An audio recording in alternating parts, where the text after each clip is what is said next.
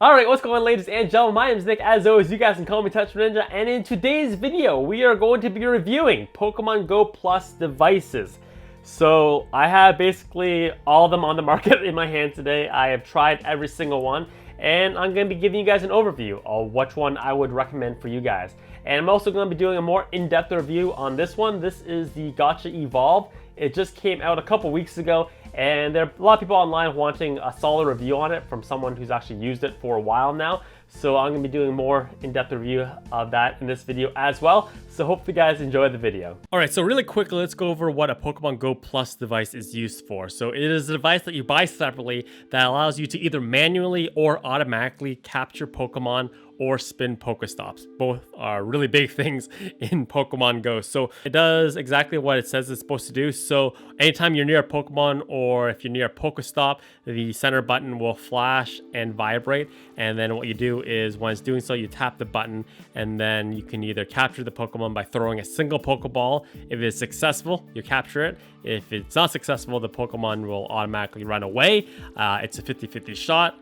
It's the same with all the devices, so if you're shiny hunting, you probably don't want to be using this device, but if you're just trying to gather items, it works as well. The main knock against it is that it doesn't have a rechargeable battery, so you do have to swap the battery out anytime it dies, and as well, it doesn't have the function without some hacks to automatically do everything. What you can do, if you do want the automatic function and you still have this device, what you can do is you can attach like a paper clip to the center button, and then it'll kind of makeshift automatically do it for you, so you don't have to be constantly tapping it. I don't see many of these anymore out in the wild. Generally, people have moved on to the more newer third-party ones that have rechargeable batteries and will automatically do it without actually having to MacGyver the device. So let's move on. So this is the Gotcha. This is the first gen of the Gotcha series. It came out before this one, which we'll talk about a little bit later. It does the exact same functions as the original officially licensed one, but now it will actually do it automatically for you, and it has a nice LED screen which you can use. So the center button took me a while to actually figure out. The center red circle is actually the button that you use to enable it and turn it on. So you can cycle through a variety of functions that you can kind of do on the device itself. You don't have to go on your phone to enable or re-enable everything. So the first function, if you want, you can, there's a vibrate function. This device actually has the best vibrate function of all the Pokemon Go devices, plus devices out there at the moment. So if you automatically want to spin Pokestops, you'll see an X at the very bottom. So you just hold down the red button and then it will automatically start spinning Pokestops for you. And then if you want to be capturing Pokemon, enable, disable, the exact same thing. Hold down the red circle, you can toggle on and off between the two. And then if you want to make sure that the device allows you to capture Pokemon that you've never captured before, once again, on and off. You can also disable the vibrate function as well. The main knock against this device is that it doesn't have the greatest battery life in comparison to all the others. You really only get a day's worth of use of it before you actually have to recharge it at night. And another knock against it is that, so in order to charge it, you actually detach it from the wrist strap right here by popping the device out like so.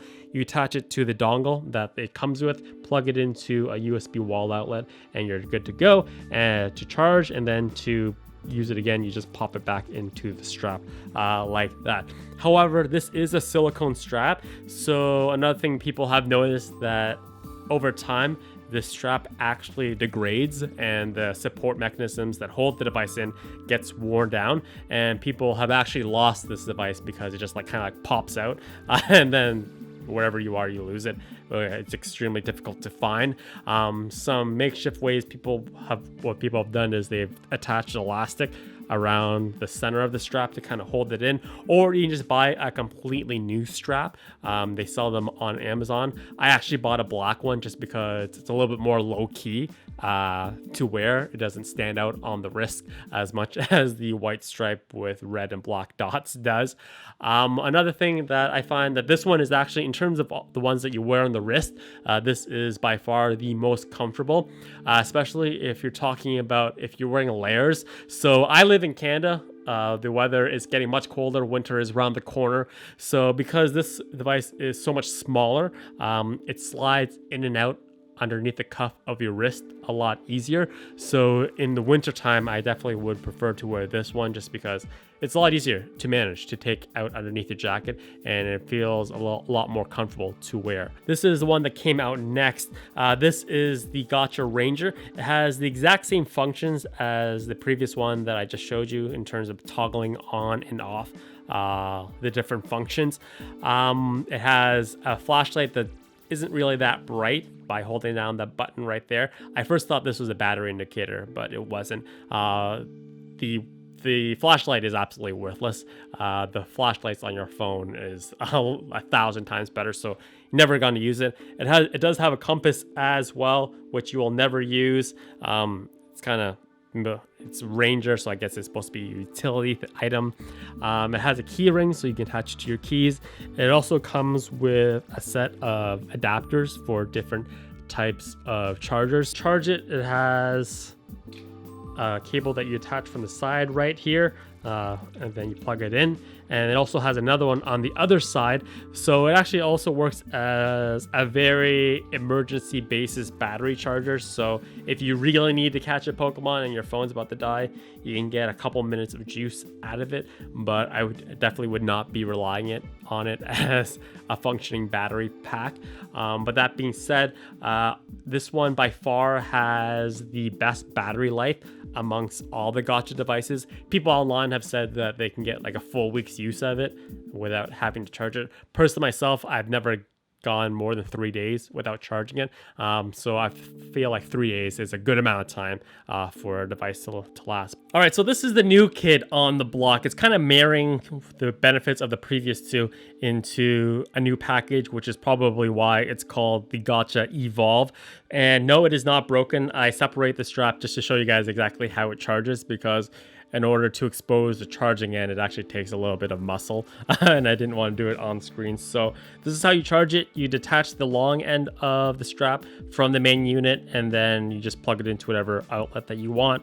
When you're good to go, you just snap it back in, and then it is right as rain again. So as you can see, in comparison to the other Gotcha, it's much larger. It's almost like double the size of the screen. So it has a little bit larger of a footprint on your wrist. So it's not as comfortable because it's so much larger, and the silicone is a lot harder. It's not as comfortable as the original Gotcha is, and it's a little harder to, if you're once again wearing layers, to pull it out underneath your jacket. So if you're a person who lives in colder climate, then that's something that you may want to consider, that it's not as comfortable, but it has a much larger screen and there are a lot more functions. So now, as you can see, you get a time and date function. One thing to note, that in order to actually get this to sync correctly to the time and date, you need to download the official app. As you can see, you get a much larger color screen now. You get a pedometer, which you can reset by holding down the same red circle button.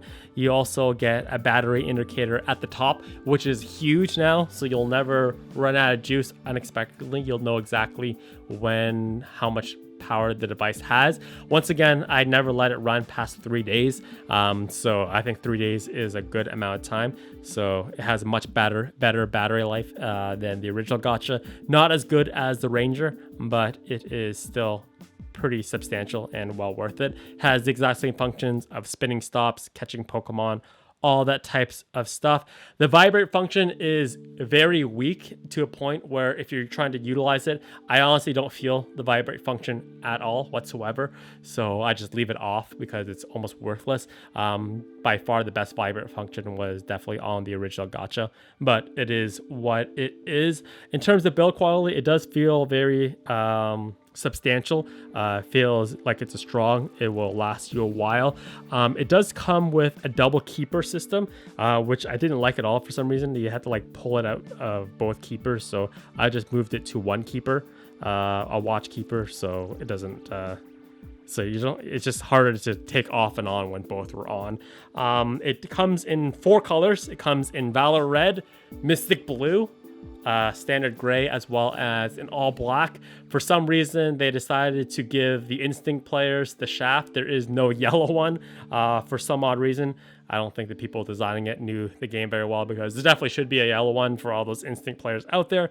In terms of function, it functions as well as all the previous devices. When it first came out, there was a mixed amount of reviews saying that it wasn't that great in comparison to the other two, but I was actually using all three at once, and what had happened was it's based on how well it works is based on how well it works with the game in general. Niantic is constantly pushing updates, which sometimes bug these devices out, makes them almost unusable at times for days on end. And I think that people were reviewing it early was just reviewing it during a time where all gotcha devices weren't working that great.